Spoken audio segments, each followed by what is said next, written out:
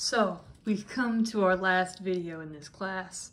I know this can be a really difficult and emotional time for some of you, but I'm personally hyped. It's gonna be a great last video. You guys are gonna have so much fun. So in this last video, we are putting on our button and we are threading our drawstring, both of which are non-sewing machine tasks, and they're gonna be pretty easy, which is exciting. So you're gonna need your button, a needle that is double threaded, your bag, and then a marking pen and your drawstring eventually. And a pair of safety pins. I keep listing like the list is done, but that truly is the end of the list. So to start with, in order to put our button on our bag, we need to figure out where exactly we want it to go. And we want it to line up with this buttonhole in the flap. So you want to lay your bag out completely flat on a table. You want the bottom to be kind of folded up into itself. It's lying flat, and you want the 4 side seams to be lined up with each other. This is how you know your bag is like lying really square, which is what we want for when we figure out where our button's gonna go. Then you can take your flap and pull it down there. And I'm going to just stick my finger through this little spot here, and I'm going to use my pen to put a little mark right in the center of my buttonhole, because that is indicating to me where I want to sew this button on. Yours should be on the flap right about there, but you want to make sure that your button is going to be in a place that's not going to tug your bag and be like, I've got my button down here, because it's not gonna work. So now that I've got my button spot marked, I'm going to just do exactly what we did back in our button sewing tutorial. So if you don't feel the need to rewatch me sewing on a button, feel free to use the skill that you've learned in this class. But I'm also going to show you, just in case it's been like, a couple months, you've done a lot of things, sewing on buttons seem kind of distant. So I'm starting out, I came up through the fabric, I'm going through, my button's only got 2 holes, yours may have more. And then I'm going to go back down through the fabric. I am only sewing through the pocket. I'm not sewing all the way through my bag, because if I did sew through the whole bag, my pocket would no longer be able to open all the way. It would have a button straight through the center of it. And I'm going to do that a couple more times, and then I'm going to get a little prop to stick between it and the fabric, because we're doing a thread shank on this button, which you all should know and remember. Or at the very least, you all should have the ability to Google what that is, or watch me say it in an earlier video, but it's a button with a thread shank. The name really doesn't say at all. And so I'm just going in and out through my loops. If I had 4, I'd be doing a little crisscross. And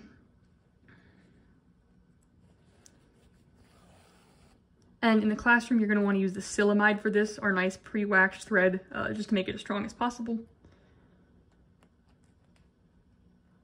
There we go.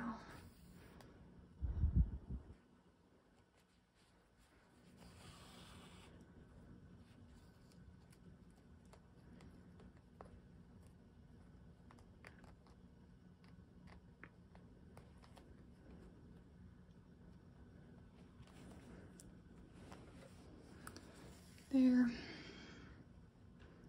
And once I've gone through this button quite a few times, I don't want to jip this button on a number of times that I'm going through.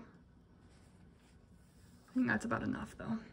I'm going to bring my needle up to be on the right side of my fabric, and I'm going to wrap it around. 2, 3, 4, 5. This is a bigger button, so I'm doing a few more times than usual. I think that's about sufficient. Yep, that feels like it's going to hold on pretty nicely.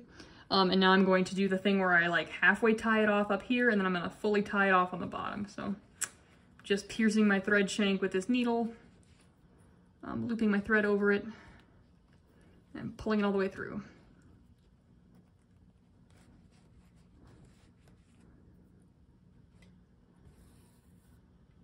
And then I'm going to bring my needle back down underneath to the wrong side of my fabric.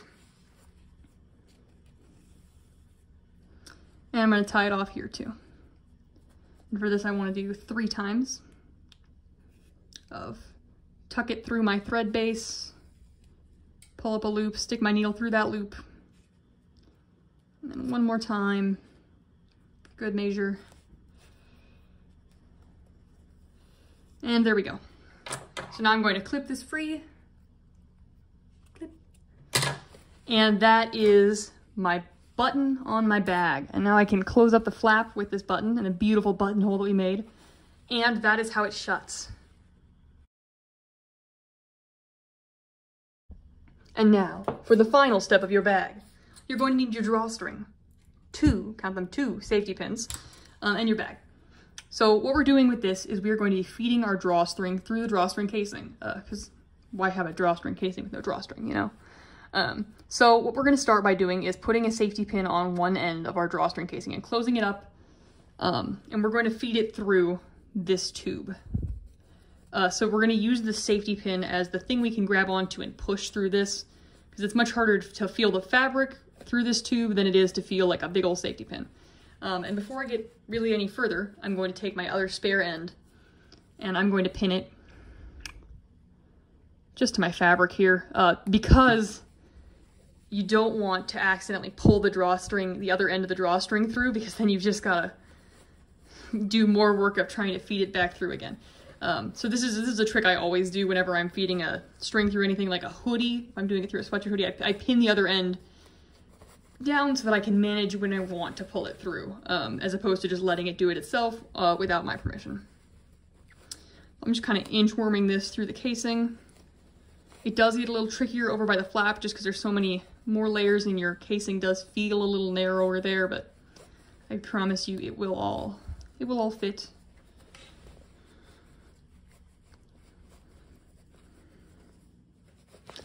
You also want to be careful not to let your safety pin open, because sometimes when you're doing this motion, it can open the safety pin and then you get stabbed from within your drawstring casing, which is just, I mean, a rude surprise, frankly.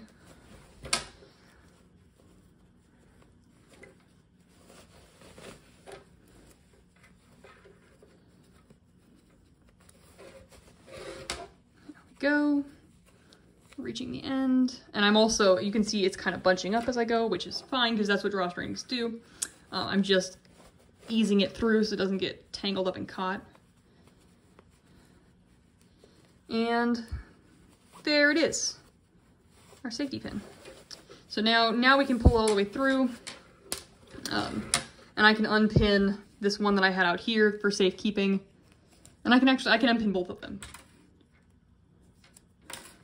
And I'm gonna tug them until they're even, and then when I've got my bag full of valuables, I can go shloop, and they'll all stay in. And if I tie it in a little pretty bow,